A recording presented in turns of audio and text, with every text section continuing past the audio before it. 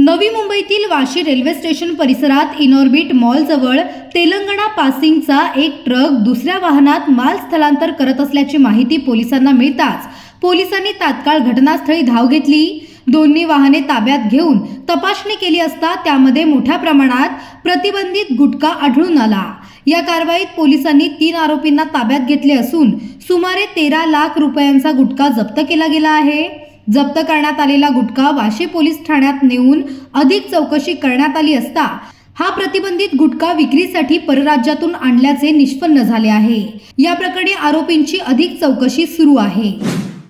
आम्ही गुन्हा रजिस्टर क्रमांक 16/2026 भारतीय न्याय संहिता 2023 कलम 123, 274, 275, 223, 3/5 तसेच अन्न सुरक्षा आणि मानके अधिनियम 2006 चे कलम 26, 27, 59 अन्वये गुन्हा नोंद केलेला आहे।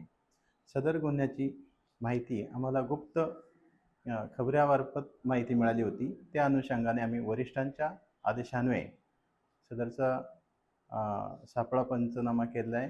सापळा रचून आम्ही त्या ठिकाणी माल हस्तगत केलेला आहे। पुढील तपास माननीय वरिष्ठांच्या आदेशाने चालू आहे।